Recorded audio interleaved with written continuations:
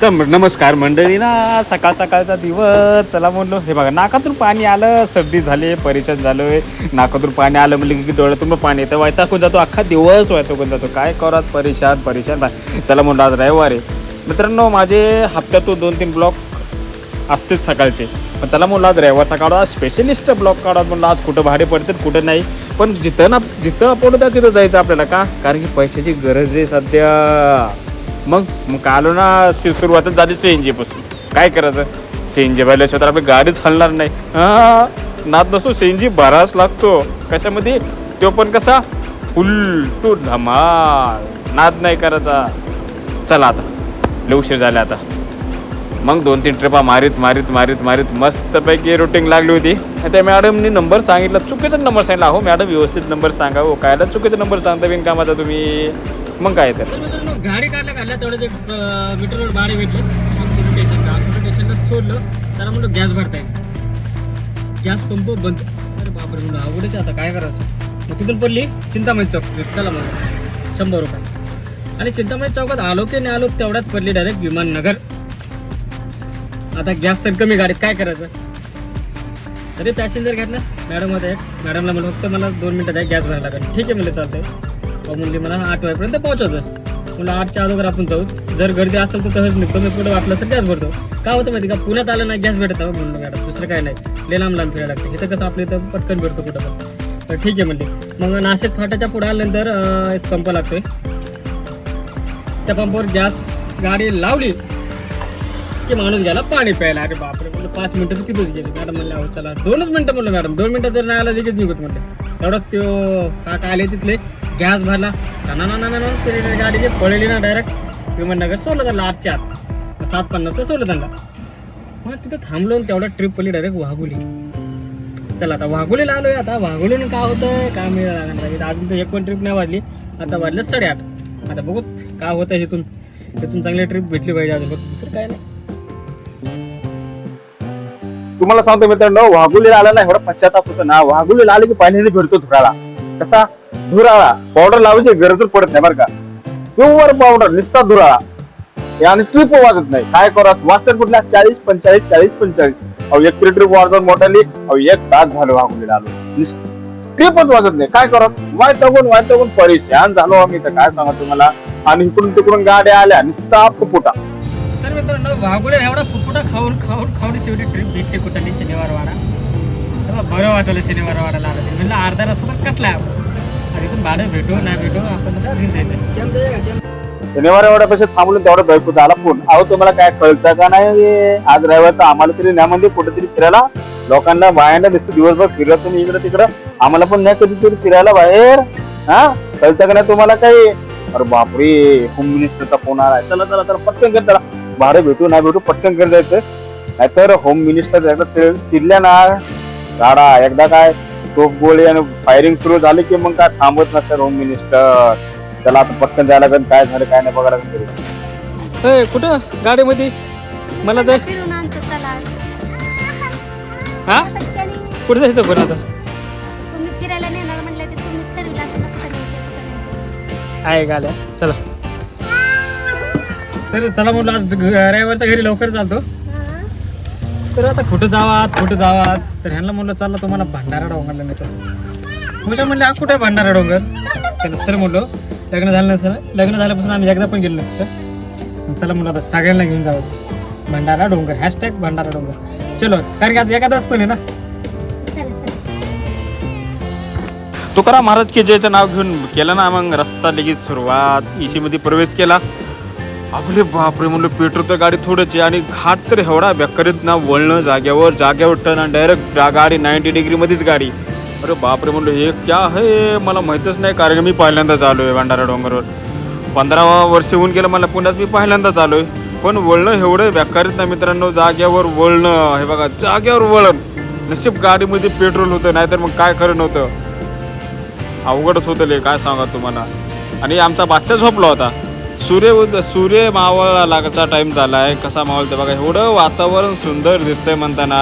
चला म्हणलो गाडी लावता येईल कुठेतरी. पहिल्यांदा व्हिडिओ काढता येईल. नाही तरी एकदा सूर्य गेला की नंतर पुन्हा मग आपलं कधी येणं होतं का नाही होतंय. चला म्हणलो आता साईडला गाडी लावता येईल कुठेतरी. आणि मस्तपैकी व्हिडिओ फोटो काढू छान का नाही. कसं आता हे बघा आता कसं आहे वातावरण आहे का नाही एकदम शांत. आणि हवा तर एवढी गार सुटली होती ना नाद नाही एकच नंबर हवा सुटली होती. आणि आमचा बादशाह अजून उठलाच नाही कावा उठतो का माहीत. तर चला म्हणलो. आणि मित्रांनो तुम्हाला खोटं सांगत नाही, तुम्ही जर भंडारा डोंगरला यायचं म्हणलं असेल रिक्षा घेऊन तर आवर्जून रिक्षामध्ये पेट्रोल टाका. सीएनजीवर गाडी चढत नाही, कारण की जागेवर वळण आहे, जागेवर चढ आहे. आपल्याला वाटते रस्ता असेल चांगला, पण अजिबात नाही. माझ्याकडून हीच चूक झाली आत्ता येताना. जागेवर वळलो मी इथं, त्यामुळं जागेवर चढ होता गाडी. खोटं सांगत नाही, आपण चलतो त्या स्पीडनी पण गाडी चलत नव्हती. बायको म्हणली आता थांबा, आम्ही उतरण्याच्या तयारी लागणार आहेत. गाडी एकदा रिवर्स गेली की पुन्हा कंट्रोल होणार नाही गाडी. मग गाडी कशी तरी कंट्रोल केली ना मित्रांनो. बाबा काय सांगू तुम्हाला, बेकार लय हाल झालते माझे. चला म्हणलं आता वर जावं. हे बादशाह उठला वाटतं आमचा. नात नाही उठल्या टायमाला बादशाह उठला आमचा. चला आता मस्तपैकी आता फोटो काढत आता व्हिडिओ काढत बादशाहचे. चलो.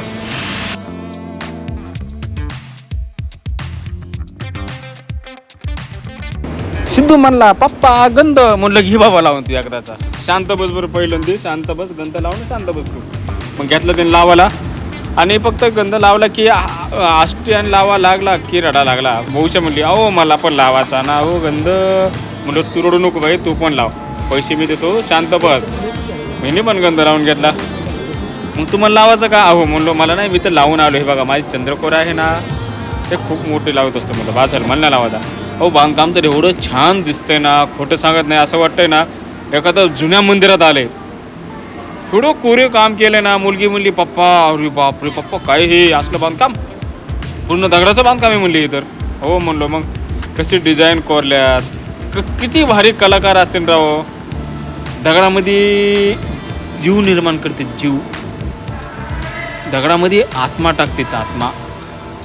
एवढं कलाकृती आणि एवढी डिझाईन भारी होती ना, खोटं सांगत जबरदस्त. मंदिरामध्ये आलोत, दर्शन केलं. एवढं मन प्रसन्न झालं ना, मंदिराच्या गाभाऱ्यात आलं ना, मन असं एवढं भारी प्रसन्न होतं ना. असं वाटतं सगळी निगेटिव्ह ऊर्जा बाहेर जाते आणि चांगली ऊर्जा अंगात येते. असं वाटतं मंदिरात आले की. मग उशाला म्हणलो हे बघ उषा तुला आता माहिती सांगतो म्हणलो. उषा म्हणली अहो गप्प बसावं म्हणली, तुम्ही काय सांगू नका मी तुम्हाला सांगते. तिनेही सांगितलं तुम्हाला माहिती का म्हणली इथं मंदिराचं उद्घाटन करायला कोण आलं तर भारताचे पंतप्रधान नरेंद्र मोदी आलते. मग चला म्हणलो चला. आमचा बादशाह पळाला, कुठं दुकानात दिसला त्याला बॉल. अरे बापरे पकडा गाड्या येत्या तर पकडा त्याला. तो नाही, तो म्हणला आता मला बॉल घेतल्याशिवाय मी राहतच नाही आता. हो मी पण म्हणलो मी पण पप्पा आहे तुझा, मी कसं घेऊन देणार तुला बॉल. सरकार चेप निघाले की टुकी टिकी टिकी. तर चला म्हणलो जाता जाता तुकाराम महाराजांच्या पाया पण पडून जावं. आज एखादच होती. चला म्हणलो हो पटकन. मग सिद्धू पण लागला पप्पा बाय हाय बाय करायला लागला. मोबाईल धरला की मी पण ब्लॉगर बनणार आहे पप्पा तुमच्यासारखा. म्हणलं पहिल्यांदा मोठा हो, पहिल्यांदा शिक्षण कर, नंतर ब्लॉगर काढ, व्हिडिओ काढ. तर दर्शन केलं. उशाला म्हणलो चल दर्शन करून पटकन, नंतर उशीर होऊन म्हणलो घरी जायला.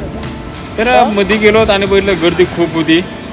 मग लगेच आम्ही दर्शन केलं, लगेच निघालो तिथून बाय बाय करून. मग सिद्धू लागला दर्शन करायला. हे बघा हे आपले संस्कार, ही आपली संस्कृती.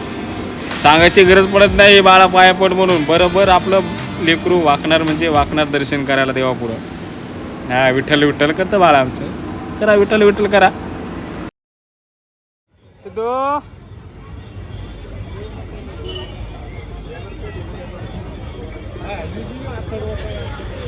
दर्शन झालं, आता निघालो आम्ही घरी. कुशाला म्हणलं तुला जेवण करायचं आहे का घरी जायचं आहे? हां येड लागले का घरी जाऊन स्वयंपाक करायला? कोण करणार स्वयंपाक?